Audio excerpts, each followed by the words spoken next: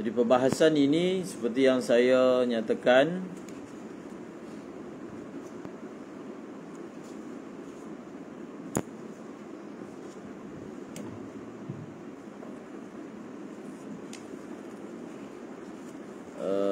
dia adalah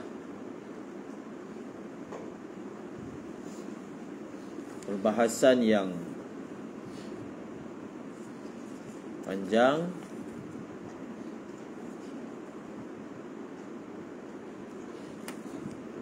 tetapi kita cuba untuk membuat rumusan bagi menjelaskan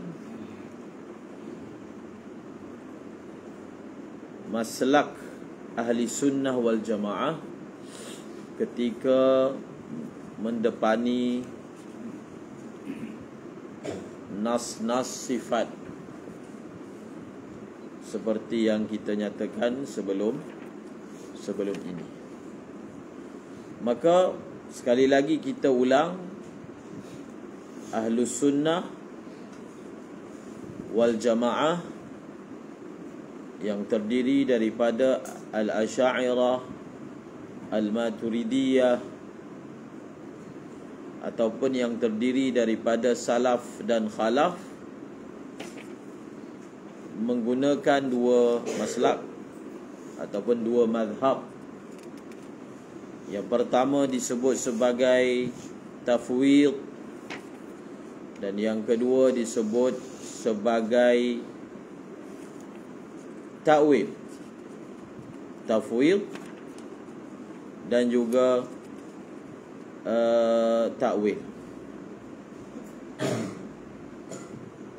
Dan pada pengajian kita yang terakhir,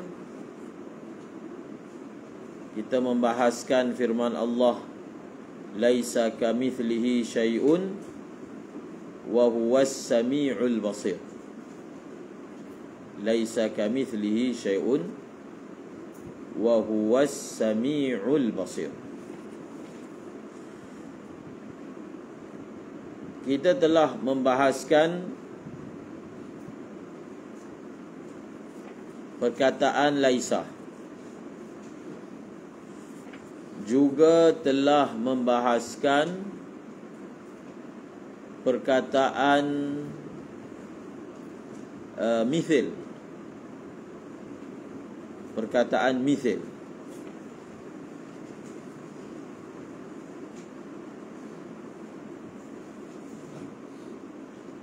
Dan juga telah membahaskan perkataan syai'.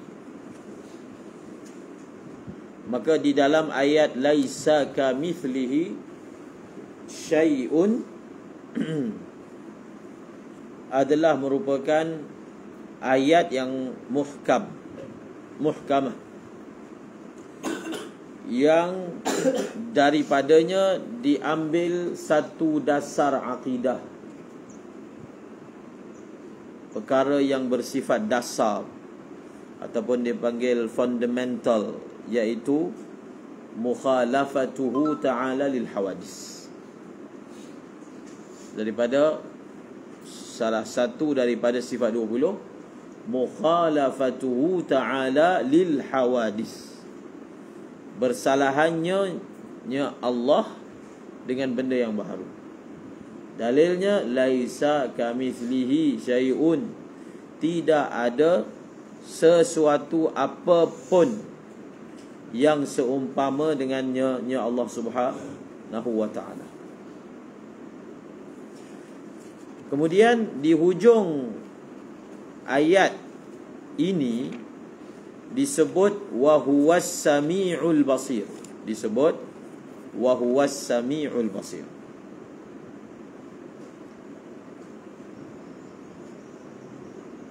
Wa huwas sami'ul basir ini, seperti yang saya dah sebut sebelum ini, adalah isbat. Laisa kamitslihi syai'un adalah nafi. Di dalam rangkap ataupun di dalam potongan ayat ini ada isbat, ada nafi dan ada isbat. Dan apakah faedah ayat isbat ini dibawa selepas ayat nafi.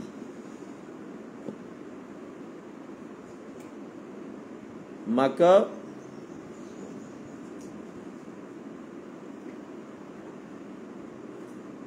ia nak menunjukkan bahawasanya sifat ini, sifat As-Sami' dan Al-Basir, adalah sifat yang kalau kita isbatkan kepada Allah, maka ia tidak menyebabkan mengisbatkan tamathul dan juga musyabahah dengan Allah Subhanahu Wa Taala. Allah Ta'ala tidak menyerupai dengan sesuatu apapun, ataupun tidak ada sesuatu apapun yang serupa dengannya dalam apa juga wajah. Kemudian selepas itu diisbatkan wa huwas sami'ul basir. Yang mengisbatkan itu adalah yang menafikan. Maka maksudnya bila sesuatu tu diisbatkan, selepas dinafikan, perkara yang diisbatkan itu tidak bertentangan dengan perkara yang dinafikan. Maksudnya keadaannya Allah Ta'ala itu bersifat dengan sifat mendengar, yang maha mendengar, dengan yang maha melihat, tidaklah bertentangan dengan kenyataan, tidaklah apa, dia itu menyerupai dengan sesuatu apapun. Sesuatu apapun. Kalau Ibnu Arabi, dia menggunakan kaedah, dia kata di dalam seseorang itu mentauhidkan Allah, dia menggabungkan antara tanzih dan juga tashbih. Itu istilah yang dia pakai lah. Faham? Tanzih dan juga tashbih yang terkandung dalam firman Allah, laisa kamithlihi syai'un, itu tanzih, wa huwas sami'ul basir, itu tashbih. Tashbih itu maksudnya kita mengitlakkan kepada Allah sesuatu perkataan yang diitlakkan juga kepada makhluk. Mendengar, kita gunakan juga kepada makhluk. Mendengar. Melihat, kita gunakan kepada makhluk. Tetapi apabila Allah Ta'ala telah isbatkan lafaz itu kepada dirinya, maka kita juga diberi izin untuk menggunakan lafaz itu, dengan catatan makna dan hakikat bagi perkataan sami' yang dinisbahkan kepada Allah, dan makna dan hakikat bagi perkataan sami' yang dinisbahkan kepada manusia berbeza. Maksudnya yang mendengar bagi manusia itu tak samalah dengan yang mendengar bagi Allah segi hakikatnya. Faham? Maka sekaligus ia menolak golongan Mu'attilah yang mereka itu menta'tilkan sifat-sifat Allah. Menta'tilkan. Golongan Mu'attilah ataupun Jahmiyah yang menafikan, hatta menyatakan Allah itu Sami' pun tak boleh, Al-Basir pun tak boleh. Itu dia telah melanggari nas Al-Quran yang menyebut wa huwas sami'ul basir. Itu faedah yang pertama daripada mendatangkan isbat selepas nafi. Apa lagi faedahnya? Faedahnya mendatangkan isbat selepas nafi ataupun mendahulukan nafi sebelum isbat. Faedahnya adalah untuk menunjukkan kepada kita dalam konsep bertauhid itu, mula-mula kita perlu kosongkan diri kita daripada apa? Daripada akidah-akidah yang tak betul. Kosongkan, ataupun diguna perkataan takhliyah. Kalau dalam bayan kita sebut, kita hendaklah mengeluarkan kebesaran makhluk. Selepas mengeluarkan, baru memasukkan kebesaran Allah. Kita perlu menafikan prasangka ataupun sangkaan salah, ataupun waham-waham, ataupun anggapan tak betul tentang Allah itu perlu nafikan. Perlu nafikan syarik, sekutu. Perlu nafikan di sana ada mathil. Perlu nafikan di sana ada syabih. Nafi. Tidak ada. Tidak ada Tuhan dengan erti kata Tuhan sebenar. Tidak ada. Di luar sana, pada kharij, tidak ada Tuhan dengan erti kata Tuhan yang sebenar. Tuhan dakwa-dakwi adalah Tuhan dakwa-dakwi itu maksudnya sesuatu yang didakwa Tuhan, tapi dia tidak memiliki hakikat ketuhanan. Maka dinafikan, maka dimasukkan, isbatkan Allah dalam hati. Itu proses. Yang pertama takhliyah, yang kedua tahliyah. Itu istilah tasawuf. Kita hendaklah takhliyah, mengosongkan diri kita daripada sifat mahmudah, mazmumah.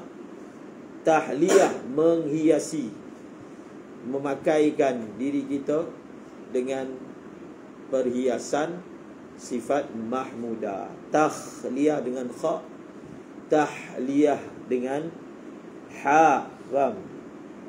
Sehingga ada sebahagian ulama bila dia memberi definisi ilmu tasawuf, dia kata ilmu tasawuf ni adalah takhliyah kemudian tahliyah. Takhliyah kosongkan, tahliyah hiaskan. Kosongkan diri daripada sifat tercela, hiasi diri dengan sifat yang terpuji. Itu dalam bab akhlak.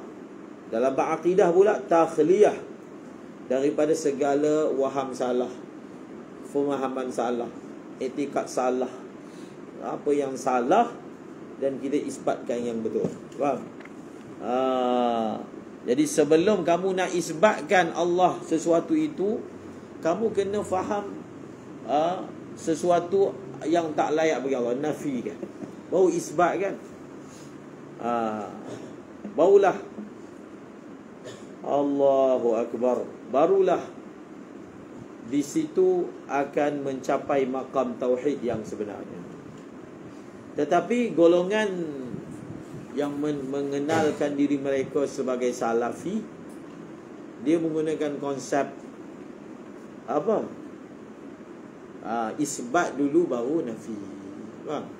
Isbat dulu baru nafi. Bagaimana?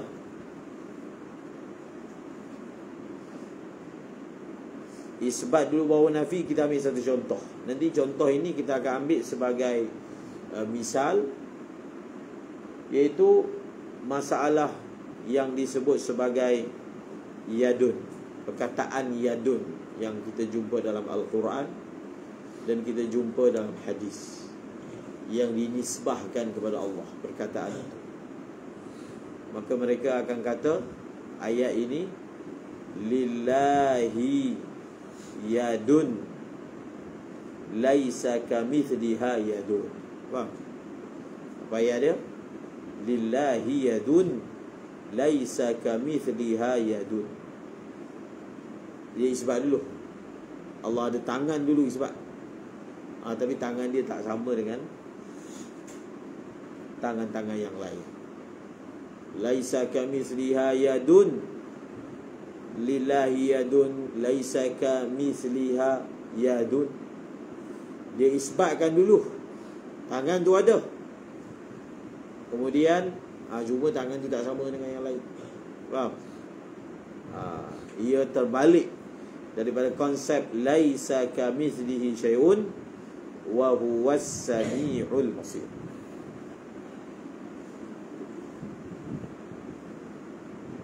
Khalas. Okey. Itu tentang ayat laisa kamithlihi syai'un wa huwas samiul basir secara ringkasnya. Kemudian kita pergi pula kepada memahami makna tafwid dan juga ta'wil.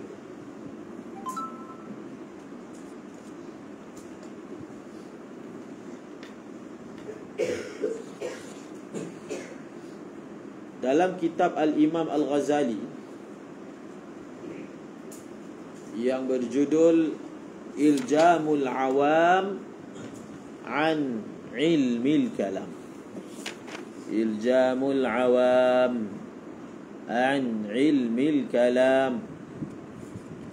Di situ Al-Imam Al-Ghazali telah membuat garis panduan tafwid. Telah membuat garis panduan tafwid.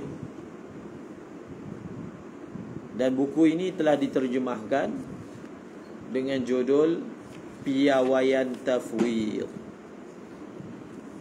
Dia telah diterjemahkan oleh sebahagian sahabat dengan nama Piawaian Tafwid.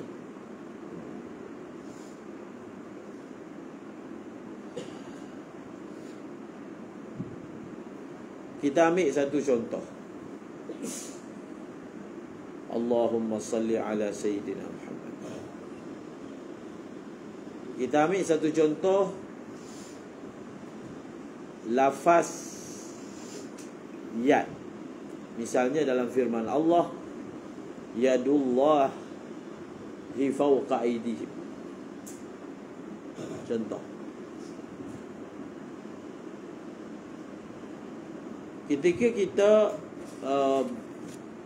bertemu dengan ayat ini, bagaimana kita nak berinteraksi dengannya? Maka ada dua interaksi Ahlus Sunnah wal Jamaah. Yang pertama tafwid, yang kedua takwil. Kalau tafwid ini boleh kita berikan definisi dia secara ringkas, iaitu ijra'ul ayat ala ma waradat alaihi biduni ta'yini ma'nan muhaddad.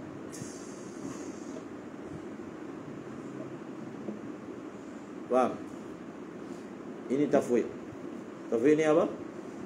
Ijra'ul ayat ala ma waradat alaihi biduni ta'yini ma'nan muhaddadin. Apa maksud dia? Maksudnya adalah memperjalankan ayat itu seperti mana yang dia datang. Maksudnya ayat itu lafaznya yadullahi fawqa aydihim, maka kita pun lafazkan sepertinya. Dia datang dengan lafaz yadullah fawqa aydihim, bila kita sebut, kita pun kena sebut, memperjalankan, membaca ayat itu seperti yang datang. Ayat itu datang dengan lafaz yadullahi fawqa aydihim, pun kita kata yadullahi fawqa aydihim. Itu dipanggil ijra'ul ayat ala ma waradat alaihi. Dia jalankan, dia lalukan je ayat. Maksud dia baca ayat itu seperti mana ayat itu datang. Kalau ia datang dengan lafaz hadis, dia baca hadis itu seperti mana lafaz yang datang. Faham? Tanpa dia tentukan apa makna exactly bagi perkataan yadun. Makna yadun itu apa tak tahu. Tafwid itu maksudnya dia serahkan maksud daripada makna itu kepada Allah. Itu maksud tafwid. Faham? Itu yang dimaksudkan sebagai apa? Tafwid. Tafwid daripada perkataan fawwada yufawwidu tafwid wa ufawwidu amri ila Allah, iaitu para salaf dia menyerahkan maknanya, bukan menyerahkan kaifiat. Ini pun kesalahan dalam memahami tafwid. Dia kata yadun itu maknanya tangan, tapi macam mana bentuk tangan kita serahkan kepada Allah.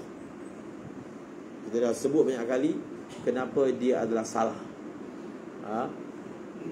Sekadar membezakan Allah dengan makhluk itu sekadar jahil kaifiat je, maka di sana ada makhluk yang kita pun tak tahu kaifiat dia, sebab kita tak pernah tengok dia.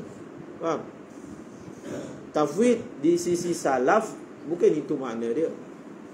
Tafwid di sisi salaf maksudnya kita mengisbatkan lafaz itu dengan lafaznya.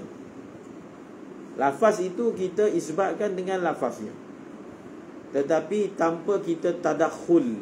Tadakhul itu maksudnya campur tangan dalam mentafsirkan apa makna ayat itu secara khusus, secara ta'yin, secara muayyan. Makna dia apa? Makna dia serah kepada Allah Ta'ala. Faham? Maka kalaulah ditemui Al-Imam Abul Hasan Al-Asy'ari ataupun dalam kitab Al-Asma' was Sifat ataupun dalam kitab Sahih Bukhari, dia guna perkataan apa? Misalnya babun fi isbatil ain, ada dalam Bukhari. Babun fi isbatil yad dalam Asma' was Sifat dan lain-lain, Al-Imam Baihaqi. Ataupun perkataan Al-Imam Abu Hasan Asy'ari bahawasanya lillahi yadan dan seumpamanya. Jadi maksudnya adalah mengisbatkan bahawasanya perkataan itu warid. Dalam Al-Quran warid perkataan yadun yang diidhafatkan kepada Allah. Warid. Dalam Quran ada, dalam hadis ada. Sehingga ulama ahlu sunnah wal jamaah kata sesiapa yang menafikan yadun, maka dia kafir. Faham? Sebab apa kafir? Sebab yadun ini adalah lafaz yang ada dalam Quran. Menafikan perkataan itu menafikan satu perkataan daripada Quran. Faham? Menafikan perkataan daripada Quran dengan sedar, hukumnya adalah kufur. Maksudnya apa? Maksudnya kita tak boleh nafikan, tak boleh ingkar satu perkataan pun daripada Quran yang datang dengan qiraat mutawatirah. Tak boleh. Yadun datang tak? Datang. Maka kita isbatkan. Kita isbatkan tu maksudnya ya, perkataan yad itu memang ada, tetapi makna dia apa? Wallahu a'lamu bis-shawab. Serahkan kepada Allah. Dalam keadaan dasar iman kita seperti yang kita sebut, tafwid dengan ta'wil ini adalah satu bentuk konsep berinteraksi, tetapi objektif masing-masing ataupun dasar masing-masing adalah tanzih. Tanzih maksudnya etika kita apa pun, macam mana pun, bagaimana pun cara berinteraksi dan memahami ayat sifat, Allah Ta'ala itu laisa kamitslihi syai'un wa samiul basir. Seperti mana dalam rangkap jauharah yang kita nukilkan tempoh hari, kullu nasin awhamat tashbiha awilu fawwid warum tanziha. Jadi warum tanziha itu adalah dasar. Sama ada tafwid ataupun ta'wil, dua-dua mensasarkan atau menjadikan sebagai dasar adalah laisa kamitslihi syai'un was-sami'ul basir. Maksudnya dia sukut.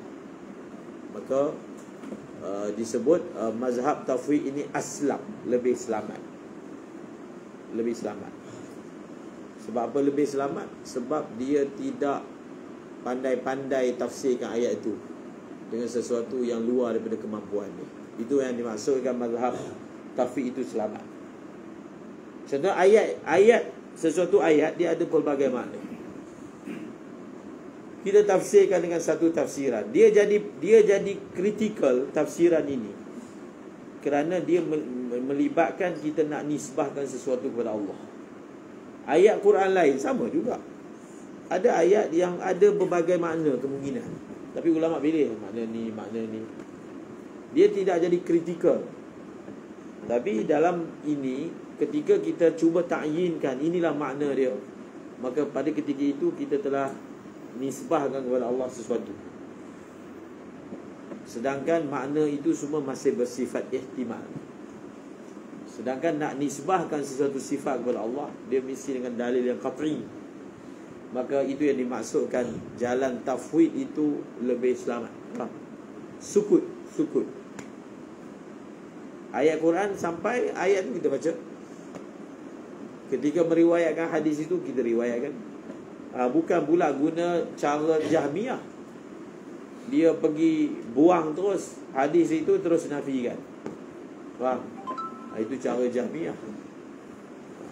Bila dia warid dengan sanad yang muktabar, maka kita akan riwayatkan seperti mana ia datang. Faham? Adapun takwil. Takwil ni maksudnya apa? Golongan yang takwil ni dia pergi lebih daripada itu, lebih daripada apa yang dilakukan oleh apa?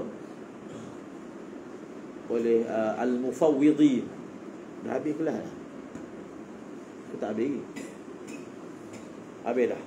Tempatnya siapa?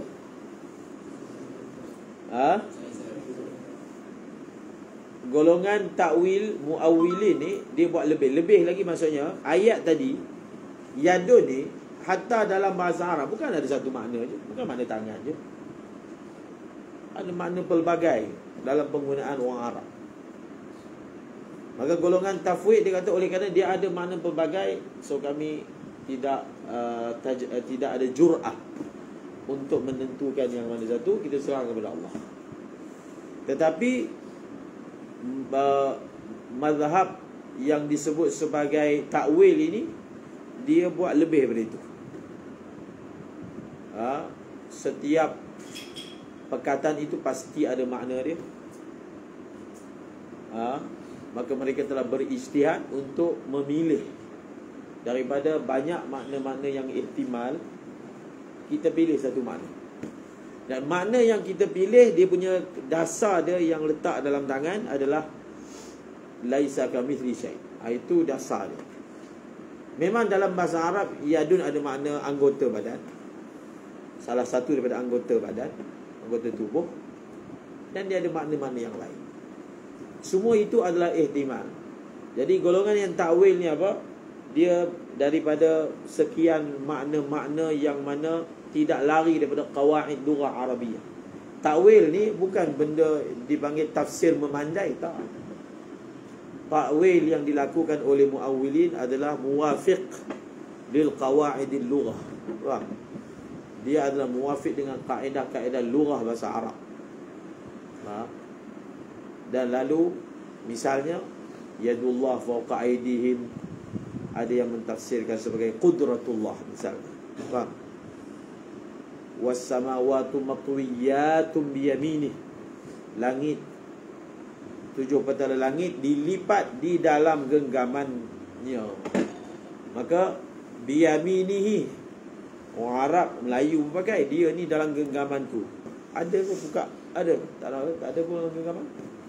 Orang Melayu bila dia kata dalam genggaman, maksudnya dalam penguasaan negara ini dalam genggaman saya. Lagi tak masuk akal. Kalau orang tu dia tafsirkan dengan makna zahir. Genggaman tu dia ambil makna genggam sungguh. Faham? Mana boleh negara masuk dalam sebuah genggaman kan? Itu adalah majaz. Faham? So dalam bahasa Arab pun sama. Bahkan bahasa Arab lagi lah luas. Konsep kinayah, majaz, isti'arah dan seumpamanya. Lalu mereka telah takwil, tentukan, takyinkan. Ini makna dia. Faham?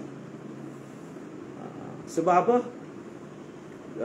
Kaedah takwil ini telah dibuat oleh khalaf, golongan yang kemudian melihat kepada bila makin jauh daripada ahdun nubuwah, orang Islam dah mula tersebar ke pelbagai pelosok. Jadi pemahaman-pemahaman yang dia daripada agama dulu tu dah masih melekat ke otak kan.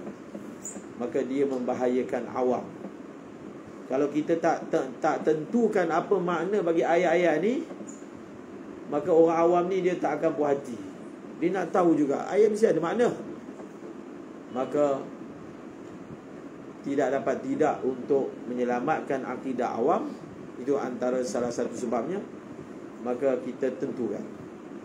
Dan kita tentukan makna dia dengan makna yang tidak ada bau musyabahatu ta'ala al-hawadis, serupanya Allah baru, maka telah ditentukan. So dalam menentukan makna itu, para muawwilin juga berbeza pandangan. Ada yang kata makna dia ni, ada kata makna dia ni. Tapi kadar musytarak, kadar kesefahaman sesama mereka adalah semua makna yang dipilih itu adalah makna yang langsung tidak ada unsur menyerupakan Allah dengan makhluk. Maka itulah ta'wil. Faham? Yang disebut ta'wil itu ahkam oleh para khalaf. Faham tak? Nampak tak ada punya beza dia? Yang ni tak tentukan makna, yang ni tentukan makna, tapi dua-dua ni sama daripada segi yad kat sini bukan makna tangan. Bas. Dia sama di situ. Adapun golongan yang tashbih tajsim, dia kata tangan. Cuma makna dia bukan, dia kata makna kita tahu, makna di tangan. Bentuk je tak tahu. Hakikat tak tahu. Faham? Tangan adalah tangan yang macam kita faham. Bahkan mereka kata Allah ada tangan kanan dan tangan kiri. Jadi kita faham kan, bila kanan dia ada di satu posisi dan kiri di posisi yang lain kan. So maknanya tak ada beza lah, ada lah anggota. Jadi beranggota ni adalah sifat makhluk. Habis Allah macam mana? Laisa kamitslihi syai'. Tidak mengetahui hakikat zat Allah bukanlah perkara yang rosakkan akidah. Faham? Kerana kita tak ditaklifkan untuk tahu tentang hakikat zat dia. Yang kita ditaklifkan beriktikad sifat dia. Bahkan kita punya iktikad sifat pun tak benar pun. Sebab kita tak mampu nak ihatah, hatta sifat pun tak mampu nak mengihatah hakikat sebenarnya. Wallahu a'lam bissawab.